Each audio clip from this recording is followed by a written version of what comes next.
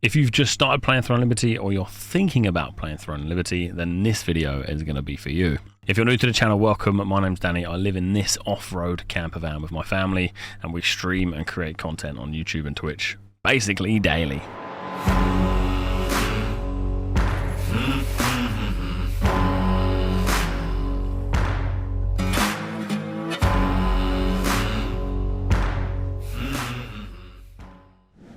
So the goal of this video is to give you a little bit of guidance if this is your first or you're a new player playing Throne of Liberty. There's quite a few complex systems, so having someone pointing you in the right direction is never a bad thing, especially in this game.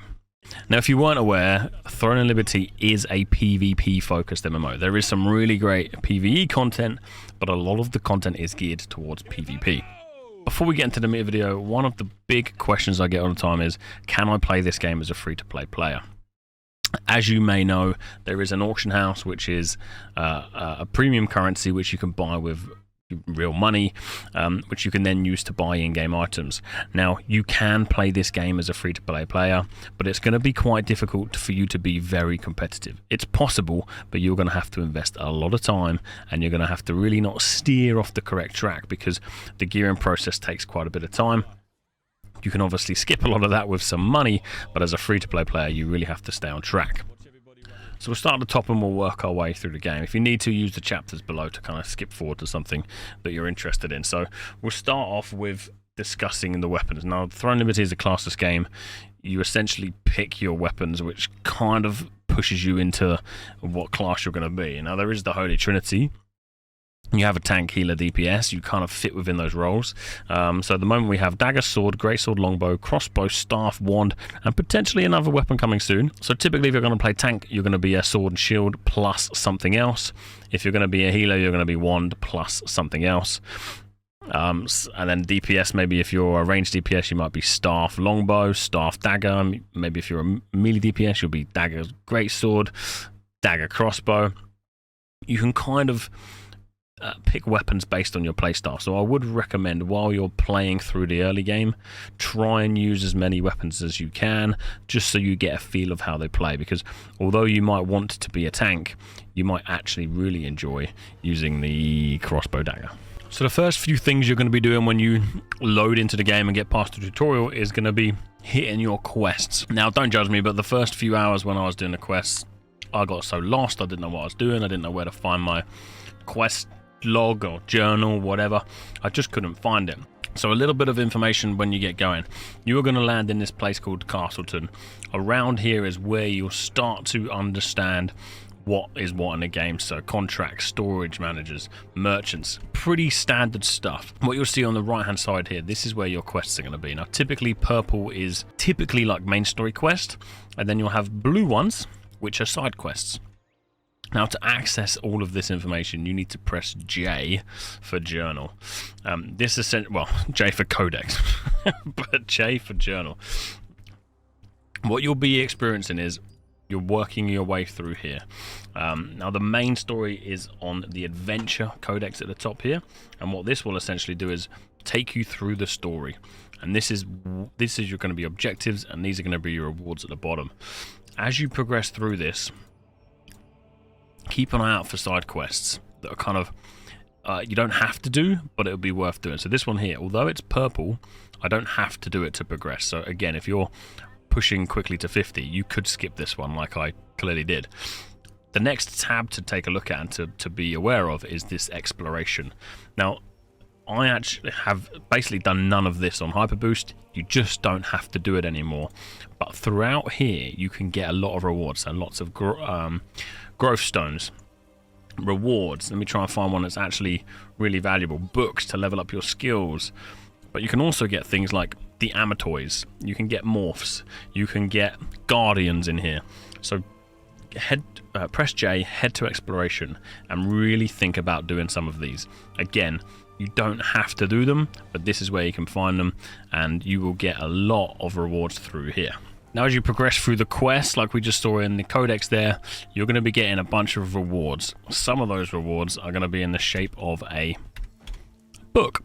It's going to look something like these. Greens, blues, and purple books. Now, there's two variety of these. I actually love the change that they made Previously you would have books per weapon, now you just have books per passive or active skill. Now if you press K, this will bring you up to your skill tab. You can see these are color coordinated the same as the books. So we have green here. I don't think I have any blues. I got no blues, but you'll have green, blue, and then purple again. So these are your sort of uncommon, common, and then epic, or uncommon, rare into epic. And of course the idea is that you level up your skills. So if we went onto our green here and we wanted to level up our bow, you'll see here that we have active skill growth books, and then we have passive skill growth books. Now these are finite. You want to make sure that you have a little read of your skills first and pick the skills that you think are going to benefit your class. If you're also not sure on the weapons you're going to roll yet, think about holding onto the books until you have more of an idea of the weapons you're going to want to roll. At a later stage, you can transfer the books that you put into like the level of this to another skill, but it is going to cost you, it is going to take time. So if you can, try and invest a lot of the books into the ones that you think are going to be suitable to your class. So essentially you just come in here. I've got 17 books currently. We can level it up.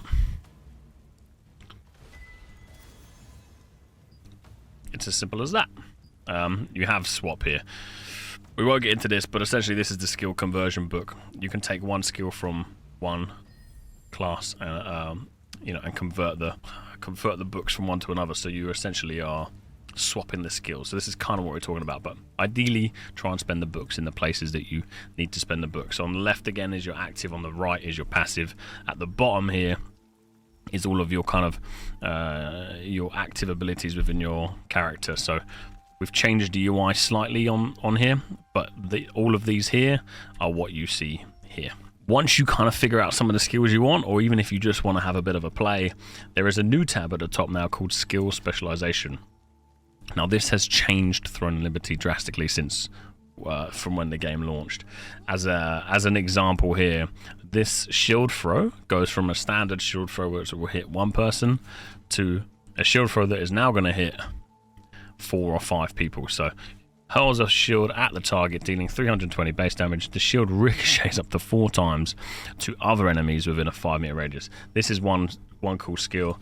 And for example, on the bow, you may have seen recently there is some tornadoes flying about. It takes this vortex arrow, which kind of does a little bit of a pull, into an actual tornado, and you'll see here it's got a huge radius. And if you hit that with a bunch of mobs or players, they go flying into the air. So the skill specializations tab is huge. We will look to drop some builds, but for now, make sure you have a playthrough here. Make sure you read it when you've got 15-20 minutes and just figure out what would be suitable for your build. So let's talk about gear. This is probably going to be a bit of a make or break for you.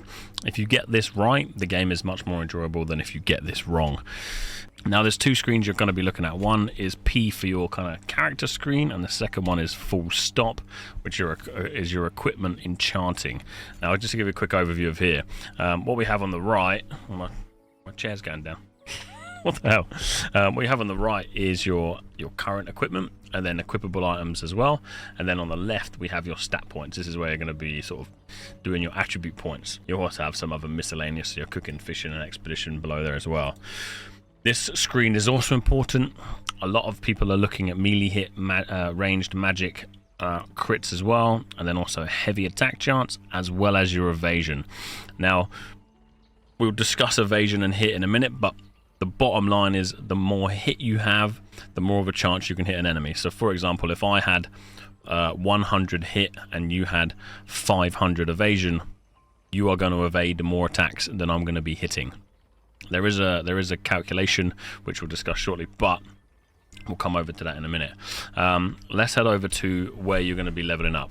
So you'll start on green, you'll move to blue, you'll move to pink, and then you'll move to pink tier 2. So uncommon, rare, epic, and then epic tier 2. What you really want to be doing is collecting as many growth stones as you possibly can, which are these. Both from green to blue to pink, and you can also level these up, which I'll show you in a moment. But for argument's sake here, what I want you to know is Green goes to level 5, so what you want to do is level this all the way up to level 5 as much as you can. Then, instead of just using your growth stones, blue growth stones, you can actually transfer your item. So I can now take the resources that I've put into my green and put it into my blue. Ideally this would be level 5, and this would give me a nice boost on my blue item, so we're kind of merging the two together. Now it's cheaper to level up the green than it is to level up the blue, and this is why you want to push this to max level before you transfer them across. So you can see here we can put that into our blue, and now we've just got a level up on there, which in theory would be cheaper than using the growth stones. Now as you're playing throughout the game, you will collect a bunch of growth stones from greens to blues to pinks, and what you can do is, let's say you have no more green items left, but you have loads of green growth stones. You can come over to your armor crafter here, head down to the crafting section, and then you can I won't have an example for you, however you can level them up. So if for every 5 green growth stones I have, I can level up 1 blue, and that also works for many other items. So from green to blue, from blue to pink, and so on and so forth. And this is kind of a cool menu to go and have a little look at and spend a bit more time, but do not throw them away. Do not think that they're not useful. If you have lots of greens, they are useful. You can level them up. Okay, so I'm going to do my best to try and explain the trait system. It's quite simple once you get your head around it, but explaining it's a bit of a pain in the ass, and figuring out for the first time is also a pain in the bum. So let's say we have this piece of armor, and we want to start training it up. At the moment, we have one trait on there, melee endurance. We can take any piece of chest armor within the same category, as long as it has melee endurance on it, and put it into this trait. So I can take this trait over here, assuming this has melee endurance on it, I can put this trait into this bar here, and that will level that up. Now, let's assume that we want to put ranged evasion in here.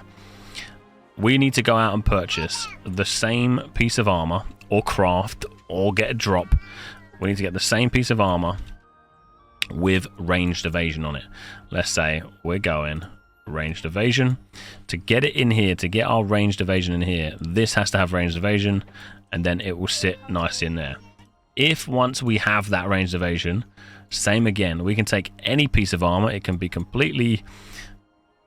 a different piece of chest armor within the same category, so it has to be tier 2, but as long as this has ranged evasion now, whoopsie, we can put that in here, and it can be our second slot of ranged evasion. So let's assume now that we've traded out a piece of gear. Remember, the first line has to be the same piece of gear that we're upgrading. Let's assume that it's from this piece of armor here. This has to be the same as what we're using here. So same. Once we get onwards from this first piece, of second, third, fourth, all of these next level of upgrades can come from any tier 2 piece of armor. It can work. It can go into it. That's no problem. So for example, this one could cost us 1,000 lucent if you want to start swiping, but this one only costs us 50 lucent. You would buy your first set for the 1,000 lucents each, and then you would of course use the 50 lucent to then start upgrading these next levels. It's not that complicated. I hope I've explained that well. Let me know in the comments below if you've got any more questions, but the trait system is very, very important. Make sure you start trading. A couple of tips on what's good to start off with is hit, heavy hit, and then the evasions. Essentially what you're trying to do is make sure your character can hit mobs and hit players, but then also you can evade as much attacks as you can as well. Once you get a bit deeper into the game, we won't go too far into this, but this is a new system they've added called the rune system. If you head into a weapon, you can then click on here and go down to rune management. Now these are acquired through various activities within the game. To unlock a slot within the rune, you need hammers. Now you get hammers from various activities in the game, and you can also get it in places like the battle pass. Now this is a bit of RNG, so I've just rolled a similar rune slot as here. So we've got orange, red, orange. What's important once you get towards endgame, again I know this is a beginner guide, but once you get towards endgame, is you start to look at this rune synergy list. You can get rune synergies early on. So as you can see here, again, rare, uncommons and rares, you can start to get rune synergies if you would like to on your gear. We'll probably leave it at that, but you access it via your weapon, rune. You can see the rune synergies here, so you'd figure out what works for your build, and then you can start to go here. What you need to do, as you can see, I need 4 more hammers now to re-roll this. We're not looking for this. There's no synergy with what I've got, so I need to spend 4 more hammers to get that synergy, or a chance to get that synergy.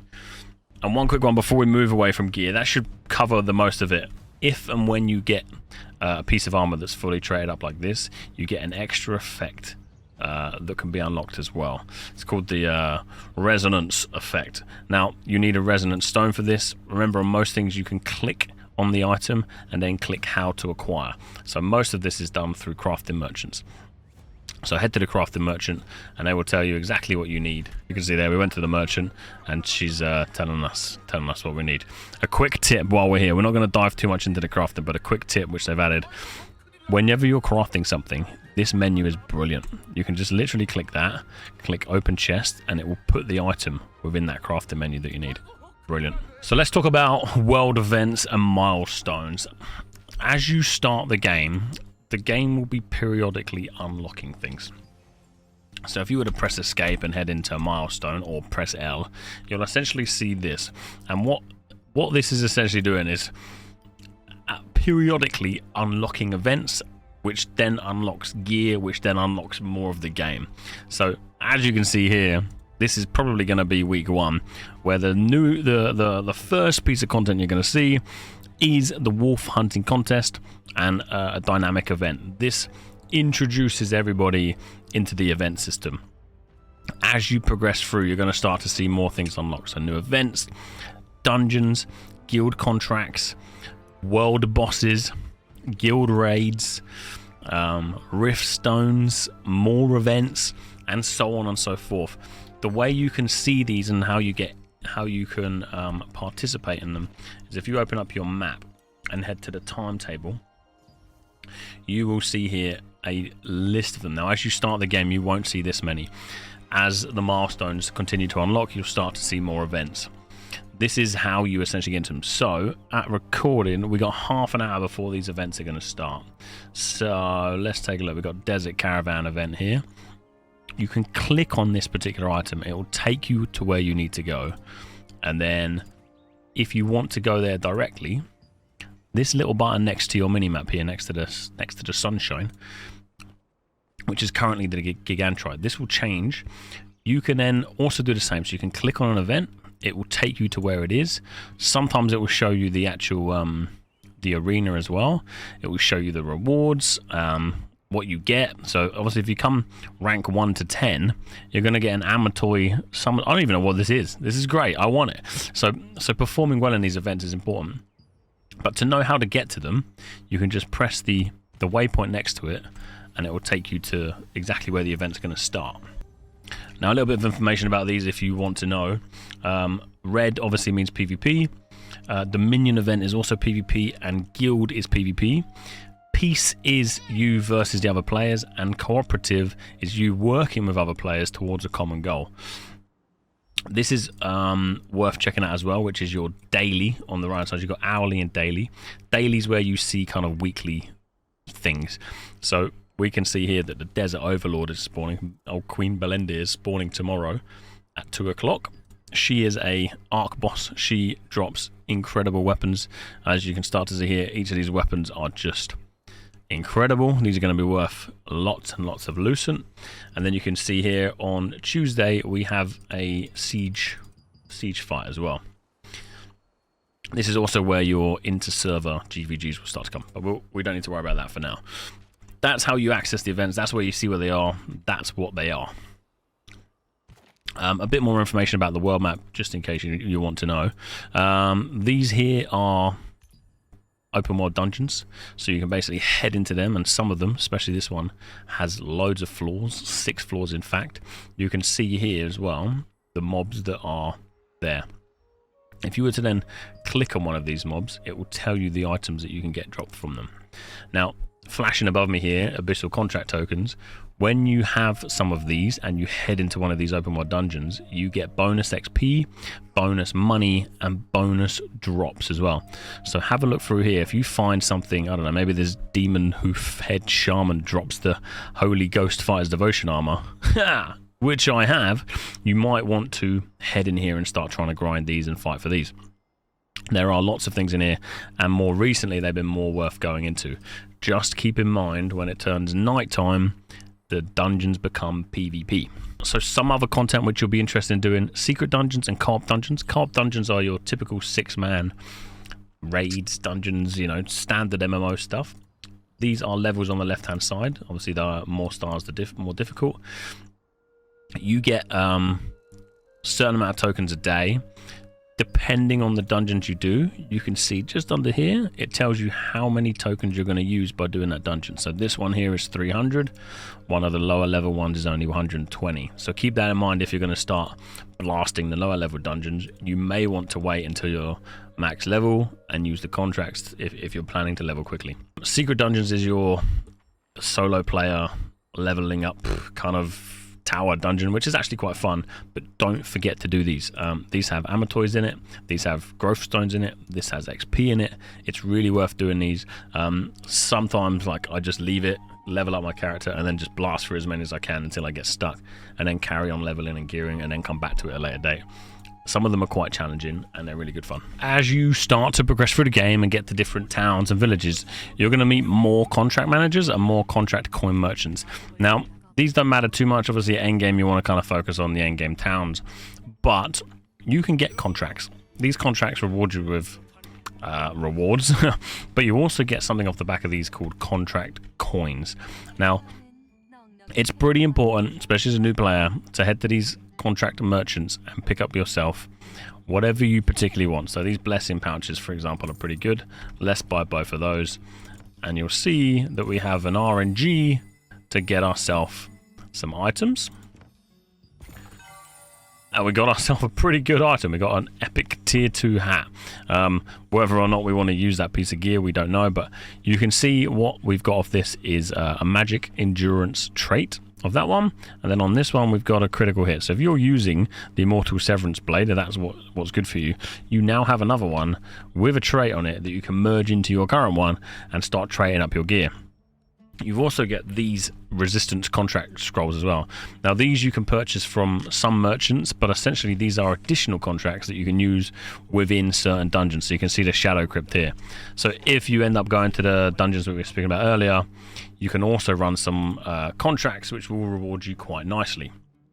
This is also the same for a guild. Now, if you have no friends or you have no guild, that's okay. Make yourself your own guild and just try and invite some people or invite a couple of friends, because the more you do with your guild, such as guild contracts, donating to the guild, you get these things called guild coins. The more you do with the guild, the more you get. You can also spend these with guild merchants as well. So we were talking earlier about converting traits.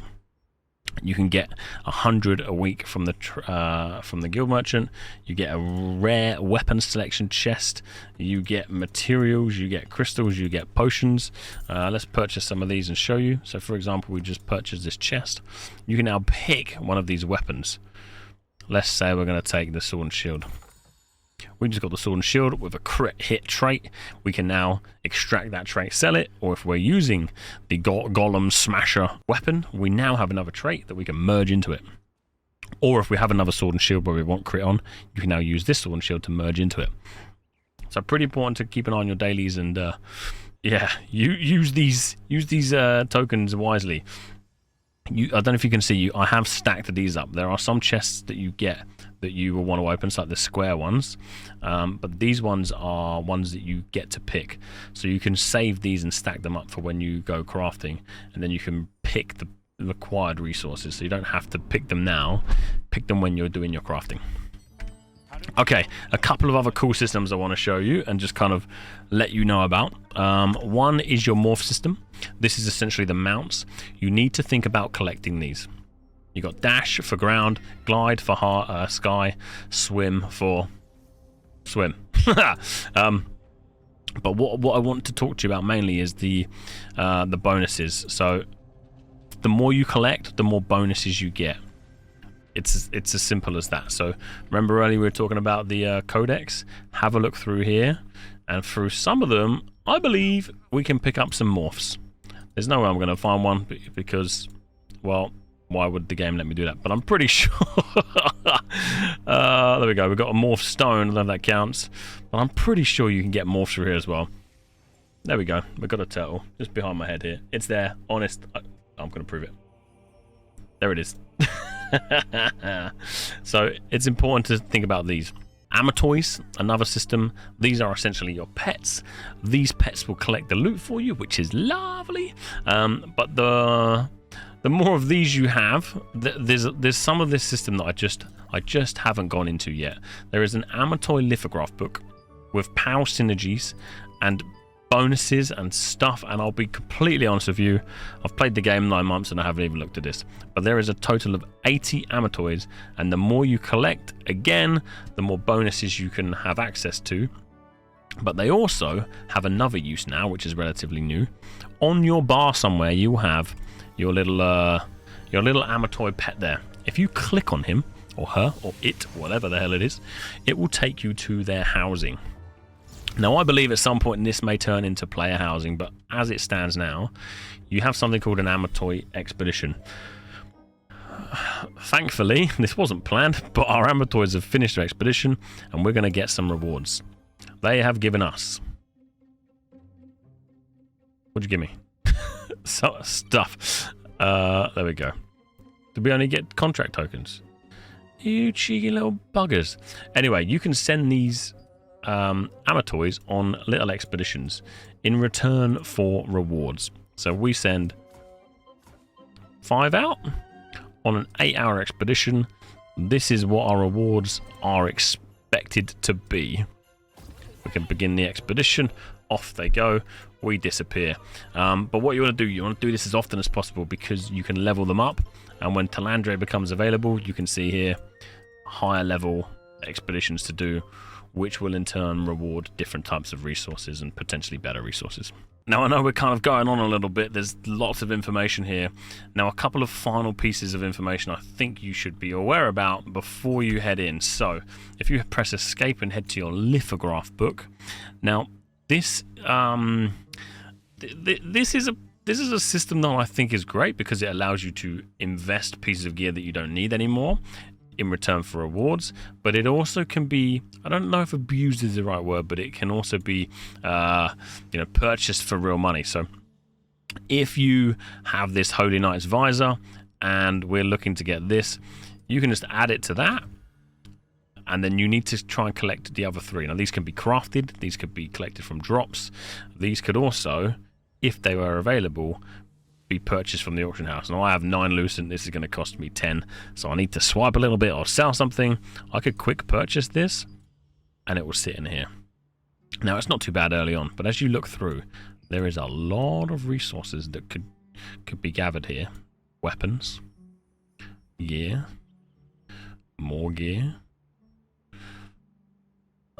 like materials that will help you grow your character, and all of these, as long as it's on the market, can be purchased from the auction house. So again, auction house, quick purchase. We can buy it for 340. Auction house, quick purchase. You can craft it as well, but you can just straight up buy it. And once you finish these, you start to unlock these rewards. This is a big system, something worth looking into because you can get rewarded quite well from it early on. So for example, if you are a sword and shield player, you only need these 4 blue sword and shields, which are probably relatively easy to get, or they're going to be relatively cheap on the auction house on global. Could be worth investing a bit of time into to get yourself an epic sword and shield pretty early on, which then kind of leads me into the auction house and Lucent and everything. Now the quick overview of this is whatever you can sell on the auction house, please do it as early on as possible, especially if you're a free-to-play player, because people who are going to be swiping are going to come in here and they're going to purchase what you're selling. Now, all of these are trait extracts. These are pieces of gear directly, so you can buy You know, I could buy the Abyss Slayer's Insanity Armor with max health trait on it for 1,000 Lucent, or we could purchase a trait, melee endurance, ranged evasion for this helm for 85, 85, 95, 100.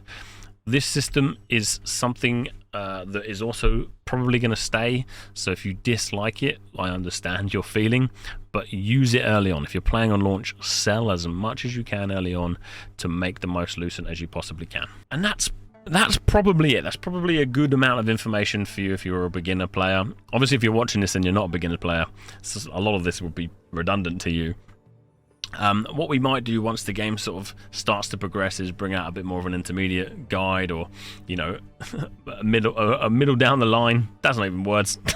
Something down the middle later on. But if you have any questions that I've not covered here, please drop onto the Twitch channel. Please come and join the Pirate Gaming Discord. There's going to be a lot of knowledgeable players there that are actually willing to help.